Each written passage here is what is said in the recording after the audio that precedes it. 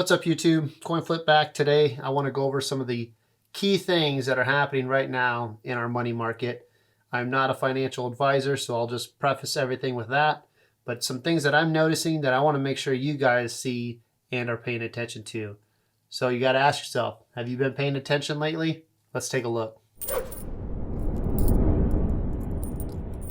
So first things first, let's pull up the national debt clock. Just wanted to touch base on that. Obviously, the debt ceiling has been raised and we are continuing to see our debt just skyrocket at an unbelievable pace. They're just printing money. And I wanted to pull up the national debt clock for you and show you exactly what's going on, what's happening, and what I think may be going on. Your feedback is always appreciated. These are just my opinions. I am not a financial advisor by any stretch of the word. But I do want to go over some of this with you and make sure you guys are paying attention to some of the things that are happening that are very, very subtle, but at the same time, definitely things I think we need to keep an eye on.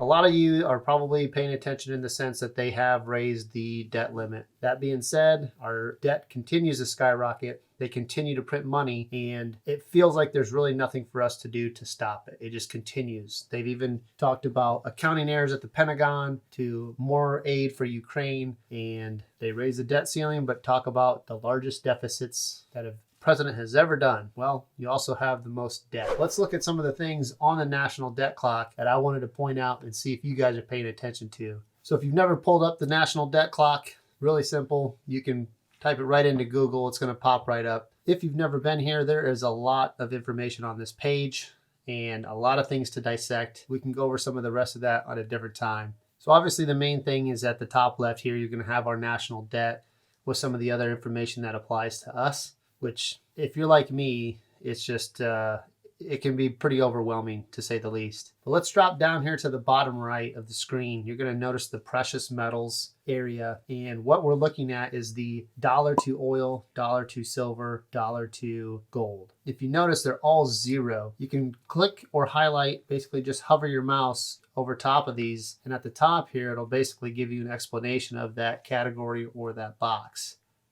Now, I know a lot of people have covered this part of it, talking about the M2 money supply, which is over here in a different section, and the production of silver, basically giving you that ratio. But they're all zero. And if they were less production, and it says in the description for the increase, like that's the only thing, like there can't be a decrease, that can be very confusing because it literally should be anything other than zero. It can be a negative ratio. It should show you that, right? It should literally be anything but zero. And the fact that they're all zero just shows me there's more here than meets the eye. And basic math tells me anything multiplied or divided by zero is zero. One of these doesn't exist. It literally should be any number other than zero, but it's not. That's what it is. It's what they show. At the top right of the screen, you can actually go back to prior years. That being said, the precious metals, for whatever reason, is not. Another thing to point out is the precious metals are now in the forefront. They're on the main page.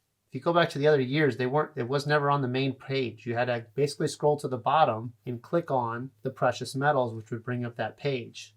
At the bottom of that page would show you this exact information, the dollar to silver ratio, or dollar to gold, dollar to oil, etc. Now it's on the front page. It's in the forefront. And if you've been paying attention, a lot of these countries have been loading up with silver and gold. Almost every country. And the dollar has been dropping by the day from countries as the primary use of their transactions. I'm not even going to get into that because I'm sure that's a lot of things that people have probably seen. But I wanted to point out some finer details here for you and get your feedback of kind of what's going on. And again, I'm not sitting here saying I'm a financial advisor. There's a lot of these subjects that I have an idea, but I probably can't intelligently debate. But the fact that this says zero just because of the way their description says increase, it's kind of BS to me. It should literally be anything but zero. Regardless of production and supply, the ratio is anything but zero unless one of them doesn't exist. So does oil not exist? Does silver not exist? Does gold not exist? Or what's the common denominator here? Is it the dollar? And truth be told, I believe it is the dollar. I think there's been changes made. It's happening globally. You have to dig deeper than what mainstream media is telling you and some of these big hype people are telling you. You have to get past that. You have to go deeper. It's page 12 of Google or whatever it is, right? It's not going to be on the main page. You got to dig deep or use a different search engine altogether to get some of this information. So let's go up to the top. Let's go back just to 2020 and we'll move down here to the money creation. Here it is, Federal Reserve notes, right? That's what it says on our money to this day. Federal Reserve note, 2017. That's what it is. That's what we're used to. Look how much money's in there. 602 billion. 602 billion, right? You can read the description, right?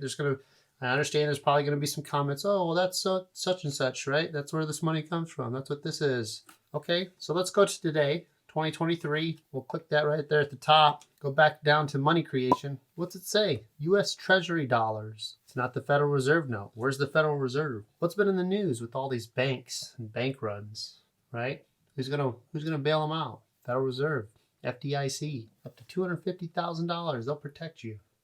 What if that money runs out? You guys been paying attention to the Federal Reserve's bank account? It's dropped significantly, bailing out all these banks. You can see here the money, basically, that's what JFK, one of the things he did is he went and printed a bunch of silver certificates, $5 in silver payable to the bearer on demand. Silver certificate, that's what these are known for. It says it right at the top.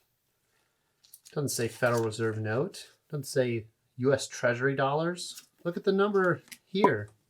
Why is this number? It's only 838 million. In 2020, it was 602 billion. Well, that's what they printed. The number's stagnant. Look at everything else. So they just raised the debt ceiling and basically says that, hey, we're coming up with new money. Shouldn't that money creation be just skyrocketing right now, according to the numbers? Why is it almost stagnant? What do you guys think's going on behind the curtain with all of these things, all of these distractions, all the things in the news today? But all the other countries are telling everyone to drop the dollar. That's why we're stacking, right? This is what we've been waiting for. This is our moment. Build the stack. What's the next plan? When does this stuff roll out? What are they setting us up for? Because that's what I feel like. You guys can sit here and debate and argue, whatever, that's fine. I will gladly listen. I'm all about that. I'm going to continue to stack, continue to budget accordingly. I'm going to continue to keep my actual dollars in my bank account low. I only keep what I need to pay the bills. Obviously some fun money, but I'm keeping tangible stuff in my hands, even cash in my hands. I'm keeping this in my hands. To me, it's not worth much. It might look fancy or what have you, but you used to be able to trade this and get actual silver from your bank until they basically changed the rules and changed how they wanted to do things. And now the money's not. So what is this? What's backing this up? Oil? The petrodollar? Now everybody's dropping it. Everybody's using somebody else. They've gone to a new bank and it's not the US. So I keep what I need to. Again, I'm not a financial advisor. I'm just keeping what I need to keep my family happy and healthy. The rest of it is going into tangible assets. For you, that may be different, and that's fine. Everyone has their own plan. Everyone has their own budget that works best for them. For me, it's increasing this stack and having stuff I can hold in my hand, because that Federal Reserve, they're not going to be able to bail everyone out. You're going to go to the bank one day. The bank run's already happened. You're late to the party, and guess what? ATMs are out. The banks are out. The run happened. And you missed out, you don't have your cash handy. They're also trying to push the crypto edge. Now they want to get their hands dirty on that, as if they haven't already. But now they want to control that whole market. FedNow's coming out. They basically shoved it right in our faces, and it's up to us whether or not we're going to accept that. I know what I'm doing. You guys don't have to do that either. It's up to you. I just wanted to point some things out here to you. Some of these you may have already known. Some of them may be new to you. But ultimately, I think something else is going on, and we can sit here and speculate all we want, but for one, you have your gut feeling, and two, there's a few facts here that don't line up. So there's been changes made and no conversation about it. What's going on? You guys paying attention? Let me know what you think in the comments. We'll catch you on the next one. Coinflip out.